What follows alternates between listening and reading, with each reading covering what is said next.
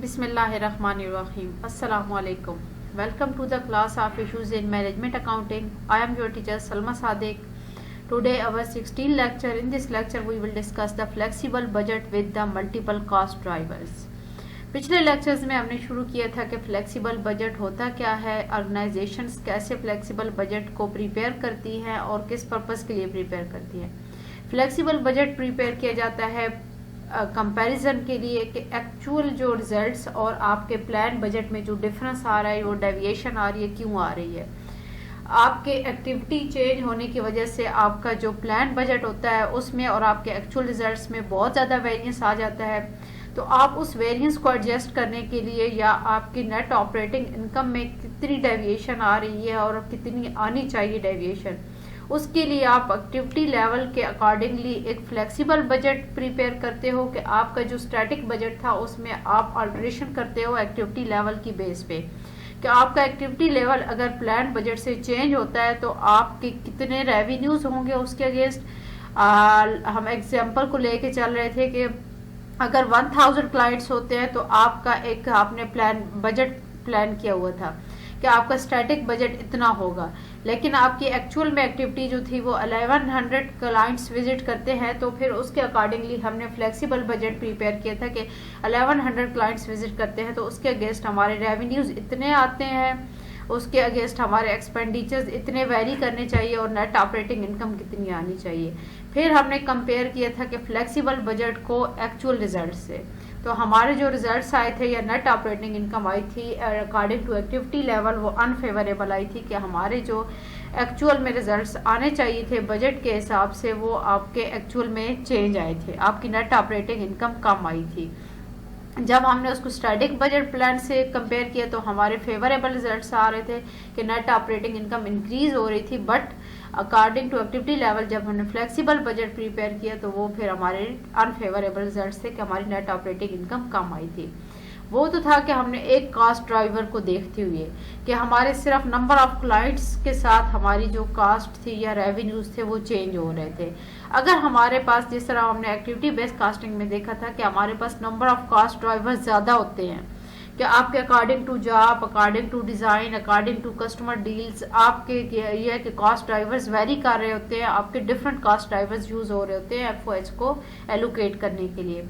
तो यहाँ आज के लेक्चर में हम देखेंगे कि हमारे अगर नंबर ऑफ कास्ट ड्राइवर्स ज़्यादा होते हैं तो फिर हम कास्ट कैसे एलोकेट करेंगे या हमारे रेवेन्यूज कैसे वेरी करते हैं।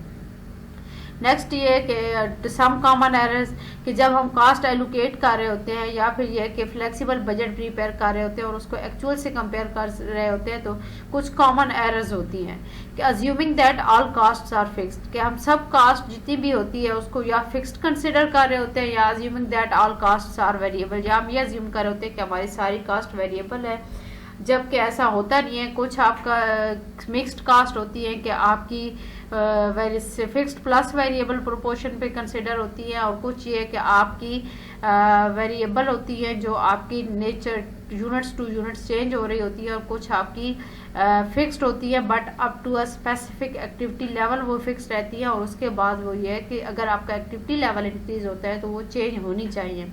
लेकिन यहाँ पे ये कि अगर फ्लेक्सिबल बजटिंग में हम कुछ कॉमन मिस्टेक्स ऐसे करते हैं कि सब कास्ट को या फिक्स कंसिडर कर लेते हैं या फिर ये कि all cost are consider variable. उसके बाद हम इससे रेलिवेंट एक प्रॉब्लम सॉल्व करेंगे। तो पहले क्या है कि flexible budget with the multiple cost drivers, तो ये कि आपके ऑर्गेनाइजेशन की जो परफॉर्मेंस रिपोर्ट होती है उसको बेहतरीन या आप एक कहते हो कि ट्रू पिक्चर डिपिक्ट करने के लिए जो हम ट्राई करेंगे कि आपके जितने भी मैक्सिमम कास्ट ड्राइवर्स उसमें इन्वॉल्व हो रहे हैं या उससे रेलिवेंट हैं, आप उन कास्ट ड्राइवर्स की बेस पे कास्ट एलोकेट करें, ना कि ये कि हम एक ही कास्ट ड्राइवर की बेस पे कास्ट एलोकेट करते रहें। जैसे कि एग्जांपल थी यही कि पार्लर की एग्जांपल थी कि एक सैलून में नंबर ऑफ क्लाइंट्स विजिट की बेस पे हम कास्ट एलोकेट कर रहे थे या रेवेन्यूज को कैलकुलेट कर रहे थे, लेकिन यह है कि आपके एक और कास्ट ड्राइवर के नंबर ऑफ आवर्स, कितने घंटे पार्लर खुला रहता है या कितने घंटे उसमें काम हो रहा है, आपके डिफरेंट फैक्टर्स ऐसे हैं कि जो इस पे भी आपके रिलाई कर रहे होते हैं कि कितने घंटे पार्लर खुला रहता है या कितने घंटे उसमें कंजम्पशन हो रही है। सपोज अब यहाँ पे ये हम एग्जांपल देखते हैं कि अब कुछ एम्प्लॉयज़ ऐसे होते हैं कि जिनको फिक्स सैलरी पे रखा जाता है कि ठीक है हफ्ते में आप लोगों ने सपोज 190 घंटे काम करना है, तो 190 घंटे आप काम करोगे तो आपको इतना पे किया जाएगा। या फिर यह है कि उनसे डेली वेजेस की बेस पे कि आवरली आप जितना काम करोगे आपको उतना ही पे किया जाएगा। यहाँ पे हम वेजेस एंड सैलरी की एग्जांपल इसलिए ले रहे हैं कि यहाँ पे 65,000 आपकी फिक्स सैलरी होगी प्लस आपका 220 Q2 यहाँ पे अब क्या है, नंबर ऑफ आवर्स की, जितने घंटे वो मजीद काम करेंगे या जितने घंटे काम करेंगे उनको उतना ही पे किया जाएगा वेजेस एंड सैलरीज। इसी तरह आपकी बिजली की कंजम्पशन है, बिजली में कुछ आपका जो फिक्स चार्जेस है वो उसी तरह रहेंगे। बाकी ये कि जितने नंबर ऑफ क्लाइंट्स विजिट करते हैं तो उसके साथ भी आपकी ये कि बिजली की कंजम्पशन ज़्यादा होगी और नंबर ऑफ आवर्स के। अब कुछ पे क्लाइंट्स की ये कि आपकी ट्रीटमेंट कम होती है या कुछ उनकी यूजेज कम होती है तो वहाँ पे पावर कम यूज़ होगी। अब कुछ नहीं ये है कि मेकअप भी पार्टी मेकअप भी करवाना है, हेयर ड्रेसिंग भी करवानी है, आपके हेयर ड्रायर है या हेयर डिज़ाइन है तो उस पर डिफरेंट आपकी इलेक्ट्रिसिटी की कंजम्पशन ज़्यादा होगी। तो यहाँ पे जो अब इलेक्ट्रिसिटी की कास्ट होगी उसकी मेजरमेंट के लिए आपका fix portion plus 0.1 Q1 means के नंबर ऑफ क्लाइंट्स विजिट की, जितने क्लाइंट विजिट किए हैं उतने, प्लस 6.00 Q2 कि जितने नंबर ऑफ आवर्स उनकी भी ट्रीटमेंट होती रही है या जितनी वो इलेक्ट्रिसिटी कंज्यूम हुई है। तो ये दोनों फैक्टर्स इन्वॉल्व होंगे यहाँ इलेक्ट्रिसिटी की कास्ट को कैलकुलेट करने के लिए। तो इस एग्जाम्पल में हम ये देखेंगे कि हमारे पास यहाँ पे दो कास्ट ड्राइवर यूज हो रहे हैं। एक आपका ये है कि number of clients visits plus आपकी नंबर ऑफ आवर्स के जितने घंटे आपका पार्लर खुला रहता है। आप अगर किसी और ऑर्गेनाइजेशन में जाएंगे तो वहाँ पे आपके डिफरेंट और अदर फैक्टर्स भी इन्वॉल्व हो सकते हैं जो हम प्रैक्टिकल क्वेश्चंस की एग्जांपल्स में देखेंगे फर्दर के डिफरेंट फैक्टर्स कैसे अफेक्ट कर रहे होते हैं हमारे एक्टिविटी लेवल को। यहाँ पे हम देख सकते हैं कि एक्चुअल क्लाइंट्स विजिट आपके 1100 हैं और एक्चुअल आवर ऑफ ऑपरेशंस आपके क्या है 190। अब यहाँ पे ये अज्यूम किया कि 190 घंटे पार्लर खुला रहेगा या काम करेगा तो तब उसकी कितने रेवेन्यूज होंगे। अब आपके रेवेन्यूज जो हैं वो डिपेंड कर रहे हैं नंबर ऑफ क्लाइंट्स विजिट्स पे। 180 मल्टीप्लाई बाय 190 और 1100 तो वो आपकी कास्ट आ गई 1,98,000। वेजेस एंड सैलरीज आपकी डिपेंड कर रही है नंबर ऑफ आवर्स पे। तो यहाँ पे 65,000 प्लस 220 इंटू 190 आपकी 1,06,800 आपकी वेजेस एंड सैलरी आ गई। हेयर स्टाइल सप्लाइंग आपकी नंबर ऑफ क्लाइंट विजिट्स पे अप्लाई कर रही है तो 1.5 मल्टीप्लाई बाय 1100। इलेक्ट्रिसिटी आपकी Q1 और Q2 मतलब नंबर ऑफ क्लाइंट्स विजिट्स और नंबर ऑफ आवर्स ऑपरेशन दोनों पे डिपेंड कर रही है तो यहाँ पे ये दोनों की कास्ट आपकी इंक्लूड होगी तो 1640 हो गया। इसी तरह आपकी मिसलिनियस एक्सपेंस भी है तो उनमें भी वो भी आपके नंबर ऑफ क्लाइंट्स विजिट्स पे डिपेंड कर रहे हैं तो यहाँ पे आपकी जो टोटल एक्सपेंस हो गया वो 1,68,620 हो गए और नेट ऑपरेटिंग इनकम जो है आपकी 29,380 जो कि हमने वैसे अगर सिर्फ क्लाइंट विजिट्स की बेस पे हम कैलकुलेशन कर रहे थे तो हमारी 30,000 प्लस कुछ आ रही थी कि नेट ऑपरेटिंग इनकम। लेकिन जब हमने नंबर ऑफ आवर्स को इंक्लूड किया है तो यहाँ पे अब हमारे एक्सपेंडिचर्स इंक्रीज हो गए और हमारी नेट ऑपरेटिंग इनकम कम हो गई है फ्लेक्सिबल बजट में। नेक्स्ट ये है कि सम कॉमन एरर्स, कि अब कौन कौन सी एरर्स हैं या कुछ ऐसे है कि जब हम लास्ट में हमने पहले देखा था कि एक्चुअल बजट जो हम बनाते हैं या आपका स्टैटिक बजट होता है कि जो हमारा प्लान फॉर कमिंग पीरियड होता है। हम एक एक्टिविटी लेवल के लिए स्पेसिफिक एक्टिविटी लेवल के लिए हम बजट को प्लान कर लेते हैं कि हमारे 1000 यूनिट्स होंगे तो इतने हमारे रेवेन्यूज होंगे और इतने हमारी कास्ट होंगी। फिर हमने एक्चुअल रिजल्ट्स के वेरिफिकेशन के लिए फ्लेक्सिबल बजट प्रिपेयर किया। तो the approach of comparing the flexible budget with the actual results and static budget में result misleading and difficult to interpret the reports. आपका क्या है कि आप जो कंपेयर करते हैं फ्लेक्सिबल बजट को एक्चुअल रिजल्ट्स और स्टैटिक बजट से तो ये कि उसके रिजल्ट्स जो है मिसलीडिंग भी हो सकते हैं और आपकी जो रिपोर्ट्स वो प्रेजेंट कर रहे हैं वो डिफिकल्ट टू इंटरप्रेट भी हो सकती है। क्यों हो सकती है? क्योंकि हम जब इन बजट्स को प्रिपेयर कर रहे होते हैं हम कुछ कॉमन मिस्टेक्स कर रहे होते हैं कि assuming all the cost are fixed, हम ये अज्यूम कर लेते हैं कि सारी कास्ट फिक्स्ड हैं। ये एरर कब होती है? This error is made when the static planning budget costs are compare to the actual cost without any adjustment for the actual level of activity. अब ये मिस्टेक आपकी तब होती है कि जब आपका स्टैटिक प्लानिंग बजट मीन्स कि जो आपने प्लान किया हुआ था बजट उसको कंपेयर कर रहे होते हो एक्चुअल रिजल्ट से, जबकि एक्चुअल रिजल्ट्स आपके वेरी कर रहे होते हैं ड्यू टू एक्टिविटी लेवल। आपके एक्टिविटी लेवल की वजह से भी चेंज हो सकते हैं, आपकी कास्ट में चेंज आने की वजह से भी आपके एक्चुअल रिजल्ट्स चेंज हो सकते हैं। तो ये कि आप अज्यूम ये नहीं कर सकते कि आपकी कास्ट फिक्स रहेगी, लेकिन आप जब कंपेयर कर रहे होते हो उस प्लान बजट को एक्चुअल रिजल्ट से, तो आप यही मिस्टेक कर रहे होते हो कि अज्यूम कर रहे होते हैं कि हमारे जितनी भी कास्ट थी वो फिक्स थी। हालांकि उसमें कुछ वेरिएबल कास्ट भी होती है जो आपकी नेक्स्ट पीरियड में चेंज भी हो सकती है, कास्ट चेंज होने की वजह से, आपकी सेल्स प्राइस चेंज होने की वजह से, या टेक्नोलॉजी की चेंज होने की वजह से। नेक्स्ट इसी तरह है कि assuming that all the cost are variable, या फिर हम ये अज्यूम कर लेते हैं कि सारी कास्ट जो है वो वेरिएबल है। हालांकि कुछ कास्ट आपकी मिक्स्ड होती हैं कि variable plus fixed portion involve होता है, कि फिक्स्ड आपका फिक्स्ड रहता है पोर्शन और आपका वेरिएबल जो पोर्शन होता है वो सिर्फ आपके पर यूनिट के साथ चेंज हो रहा होता है। लेकिन यहाँ पे हम ऐसी मिस्टेक्स भी करते हैं कि जैसे अब देखा था कि अगर हमारे एक्सपेंडिचर्स या आपके जो क्लाइंट्स हैं वो 1000 से 1100 हो गए, मीन्स कि हमारे रेवेन्यूज में अगर 10% इंक्रीज आ रहा है तो हम ये अज्यूम करते हैं कि हमारी जितनी भी कास्ट होगी वो भी 10% इंक्रीज होगी और हमारी नेट इनकम भी 10% ही इंक्रीज करनी चाहिए। जबकि एक्चुअल में हमने देखा था लास्ट एग्जाम्पल में कि ऐसे नहीं होता। लास्ट लेक्चर में हमने देखा था कि एक्चुअल में आपके 10% से नेट ऑपरेटिंग इनकम नहीं चेंज होती, बल्कि वो ज़्यादा परसेंटेज से चेंज हो रही होती है।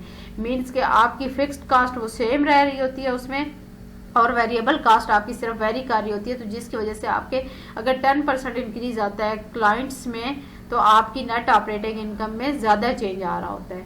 तो यहाँ पे हम ये मिस्टेक करते हैं कि अगर हमारी एक्टिविटी में 10% चेंज आ रहा है तो हम यही अज्यूम करते हैं कि हमारे सारे एक्सपेंडिचर्स भी 10% इंक्रीज कर रहे हैं और हमारी नेट ऑपरेटिंग इनकम भी 10% ही इंक्रीज करनी चाहिए, जबकि ऐसा एक्चुअल में होता नहीं है।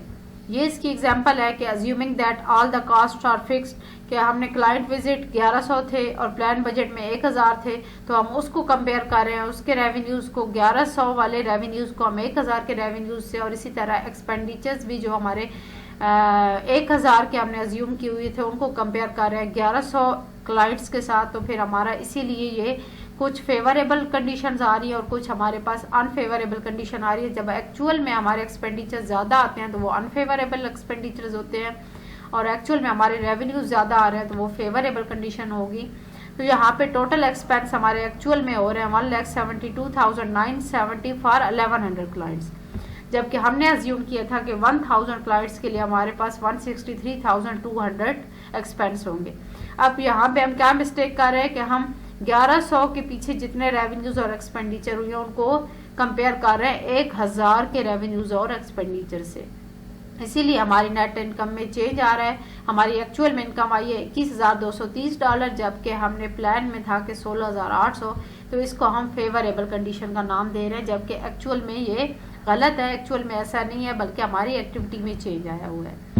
नेक्स्ट ये है कि हमने assuming that all the cost are variable, अब हम ये अज्यूम कर रहे हैं कि हमारी सारी कास्ट वेरिएबल है, जबकि ऐसा नहीं होता, आपकी मिक्स्ड कास्ट भी होती है। तो यहाँ पे एक्चुअल रिजल्ट्स को हम कंपेयर कर रहे हैं प्लान बजट के साथ कि 1100। अब यहाँ पे ये कि हमने देखा है कि 10% अगर क्लाइंट्स विजिट में इंक्रीज आया है तो हमने सारे जितने भी यहाँ पे इनकम्स और एक्सपेंडिचर थे उनमें भी 10% का ही इंक्रीज कर दिया, जबकि एक्चुअल में ऐसा नहीं होता। तो यहाँ पे हमारी जो नेट ऑपरेटिंग इनकम है 21,230 आ रही है, जो कि 10% अगर इंक्रीज के हिसाब से हम देखते तो हमारे पास 18,480 आनी चाहिए थी। अब change in this revenue and expenditure different reasons हो सकती हैं, वो हम लास्ट लेक्चर्स में डिस्कस कर चुके हैं कि आपके टेक्नोलॉजी की चेंज की वजह से, इनपुट्स की प्राइस की चेंज होने की वजह से, या फिर यह कि आपकी कास्ट में जो फिक्स्ड पोर्शन है उसकी वजह से ये वेरिएशन आ सकती है, एक्सेप्टेबल होती है। तो ये आपको अनफेवरेबल या फेवरेबल वेरिएंसेस गिवन है। तो यहाँ पे ये कि हमने यहाँ पे ये अज्यूम किया कि अगर हमारे रेवेन्यूज 10% से इंक्रीज हो रहा है तो हमारी सारी जितनी भी कास्ट्स हैं वो भी 10% के हिसाब से इंक्रीज होंगी, और उसके अकॉर्डिंगली हमारी नेट इनकम भी चेंज होगी, जबकि हमारी ये लाइबिलिटी, इंश्योरेंस और रेंट वगैरह ये हमारे फिक्स्ड एक्सपेंस थे जो चेंज नहीं होते। तो यहाँ पे ये कॉमन मिस्टेक हुई है। इससे रेलिवेंट ये हमारी एक प्रॉब्लम है, इसको हम सॉल्व करते हैं। ये एग्जाम्पल गिवन है variance analysis using a flexible budget house is a family owned restaurant. अब ये एक रेस्टोरेंट की एग्जांपल दी गई है that specialise in the style sea food. Data concerning the restaurants monthly revenue and cost appear below. यहाँ पे आपको रेवेन्यूज और कास्ट के अगेंस्ट डाटा गिवन है और आप यहाँ पे क्यों refer to the number of meal served, मतलब जितने खाने सर्व किए जाते हैं क्यों उसको प्रेजेंट कर रहे हैं। यहाँ पे रेवेन्यूज ये है कि आपका 16.5, अब ये है कि आपके पर मील ये रेट फिक्स है कि 16.5 आपके जितने नंबर ऑफ मील्स होंगे उसके साथ वेरी करेगा। आप सपोज 2 है तो मल्टीप्लाई बाय 2 कर देंगे। इसी तरह कास्ट ऑफ इंग्रेडिएंट्स है 6.25 into Q. Wages and salaries हैं 10,400, ये आपकी फिक्स है। यूटिलिटी आपके है कि 800 प्लस 0.2, क्योंकि जितने आप नंबर ऑफ मील सर्व करोगे उसी तरह आपकी यूटिलिटी के चार्जेस भी बढ़ते जाएंगे। रेंट आपका सेम रहेगा 2200। मिसलेनियस एक्सपेंस जो है आपके 600 फिक्स रहेंगे प्लस आपके 0.8 वेरी करेंगे नंबर ऑफ मील सर्व के साथ। अब यहाँ पे आपको रिक्वायर्ड क्या है कि prepare the restaurants planning budget. अब आपने बजट प्लान बनाना है 1800 अगर मील सर्व हो, कि अगर 1800 खाने सर्व करते हैं तो आपका प्लान बजट क्या होगा। Assume that 1700 meals were actually served in the April. अब यहाँ पे क्या है कि हमारी एक्चुअल एक्टिविटी कितनी थी कि 1700 मील्स सर्व किए गए, जबकि हमने जो बजट तैयार किया था वो 1800 यूनिट्स के लिए किया था। The actual results for the April below. अब यहाँ पे एक्चुअल हमें revenues, cost of ingredients, wages, utility, rents, miscellaneous, ये सारे एक्सपेंसेस गिवन है कि जितने हमारे रेवेन्यूज और एक्सपेंस एक्चुअल अप्रैल में हुई हैं। तो हमने परफॉर्मेंस रिपोर्ट तैयार करनी है अप्रैल के लिए। सबसे पहले क्या है कि जी रिपोर्ट हमने प्लान बजट तैयार करना है कि अगर 1800 मील सर्व हों। अब यहाँ पे हम देख सकते हैं कि बजटेड मील सर्व 1800 आपका क्यों है। रेवेन्यूज आपको गिवन है कि आपके $16.50 मल्टीप्लाई बाय नंबर ऑफ आपकी मील सर्व, तो यहाँ पे 29,700 आपके टोटल रेवेन्यूज आ गए। इसी तरह cost of ingredients 6.25 multiply by Q करेंगे 1800, तो आपकी 11,250 आ गई। वेजेस एंड सैलरीज आपकी 10,600 वो फिक्स रहेंगी। यूटिलिटी चार्जेस आपके वेरी कर रहे हैं तो वो 1,160 हो गए। मिसलेनियस एक्सपेंस आपके 2,040 हो गए। तो टोटल जो एक्सपेंस हैं फॉर 1800 मील सर्व्ड आपके 27,050 हैं। तो नेट ऑपरेटिंग इनकम आपकी $2,650 होगी अगर आपके 1800 खाने सर्व किए जाते हैं। ये इसकी सपोर्टिंग कैलकुलेशंस गिवन है कि आपने रेवेन्यूज कैसे कैलकुलेट किए, कॉस्ट ऑफ इंग्रेडिएंट्स आपने कैसे कैलकुलेट की, यूटिलिटीज और मिसलेनियस एक्सपेंसेस की सारी कैलकुलेशंस आपको गिवन है। ये तो था कि हमारा प्लान बजट कि अगर 1800 यूनिट्स या 1800 खाने सर्व किए जाते हैं तो आपके रेवेन्यूज कितने होंगे और आपके एक्सपेंडिचर्स कितने होंगे, जबकि एक्चुअल हमारे अप्रैल में हुए कितने थे 1700 मील सर्व। तो उसके अकॉर्डिंगली अब आपने फ्लेक्सिबल बजट प्रिपेयर करना है। तो फ्लेक्सिबल बजट में क्या होगा, उसी तरह आपने 16.50 को आप 1800 के बजाय 1700 से मल्टीप्लाई कर देना है, तो टोटल आपकी रेवेन्यूज आ गए 28,050, जबकि यहाँ पे हमारे कितने थे 29,700। आपकी उसी तरह रेलिवेंटली कास्ट भी चेंज होगी, जहाँ जहाँ आपकी वेरिएबल कास्ट हैं वो आप मल्टीप्लाई करोगे 1700 से तो 10,625। वेजेस एंड सैलरीज आपकी फिक्स्ड हैं वो सेम रहेंगी। यूटिलिटी चार्जेस आपकी चेंज हो गए 1140 हो गए। रेंट आपका फिक्स्ड रहेगा। मिसलेनियस चार्जेस आपके $1,960 हो गए। Total expense 26,325।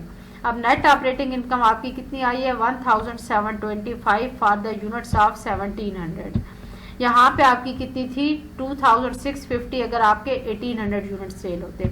आपकी एक्टिविटी लेवल डिक्लाइन हुआ कि आपके मील सर्व्ड कम हुए 1700, तो आपकी नेट ऑपरेटिंग इनकम भी कम हो गई, वो $1725 रह गई। ये आपकी सपोर्टिंग कैलकुलेशन गिवन्स है। रेवेन्यूज आपके कैसे कैलकुलेट हुए, यूटिलिटी बिल्स आपके, मिसलेनियस एक्सपेंसेस। तो अब इसकी बेस पे हमने परफॉर्मेंस रिपोर्ट बनानी है कि एक्चुअल आपके प्लान बजट क्या था, आपके एक्चुअल रिजल्ट्स क्या थे और फ्लेक्सिबल बजट क्या था for the month of April. आपको एक्चुअल रिजल्ट्स यहाँ पे क्वेश्चन में गिवन है कि एक्चुअल हमारे जो रेवेन्यूज और एक्सपेंडिचर्स हैं इतने हैं।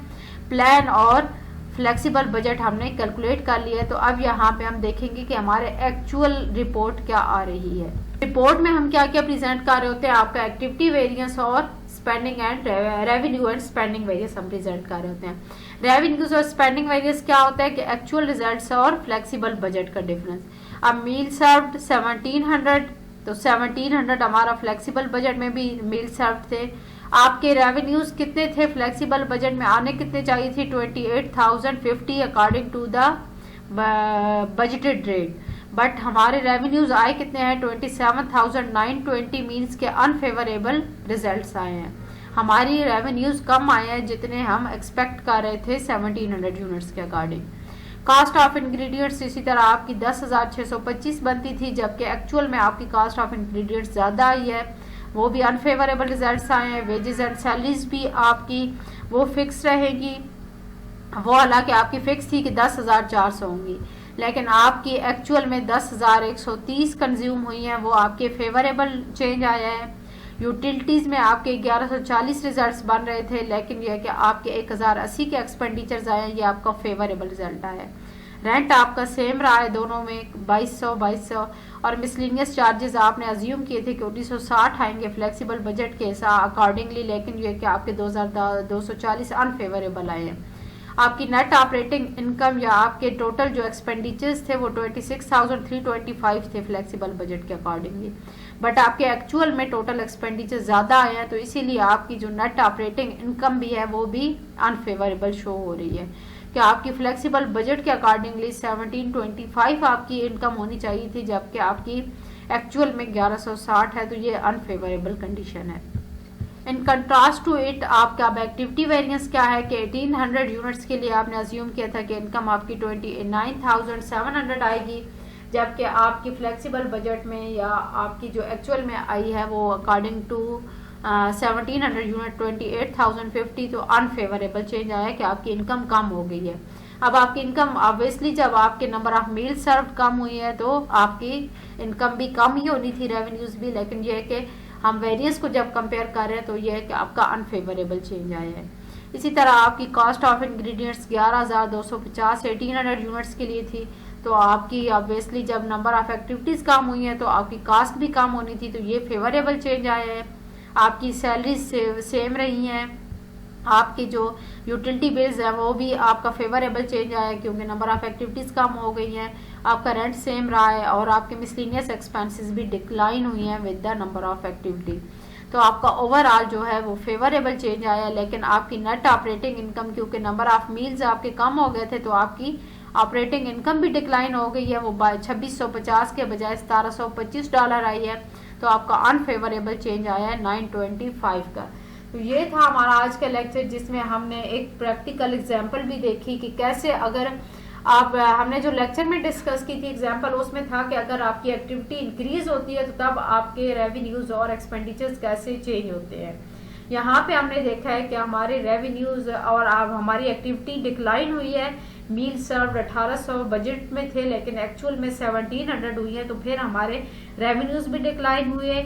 आपकी वेरिएंस में क्या चेंज आया है, आपका एक्टिविटी वेरिएंस आपका अनफेवरेबल क्यों आ रहा है, आप इस पे कमेंट्स कर सकते हैं, और रेवेन्यू और स्पेंडिंग वेरिएंस में भी चेंज की वजह से या डिस्क्रिपेंसी क्यों आ रही है।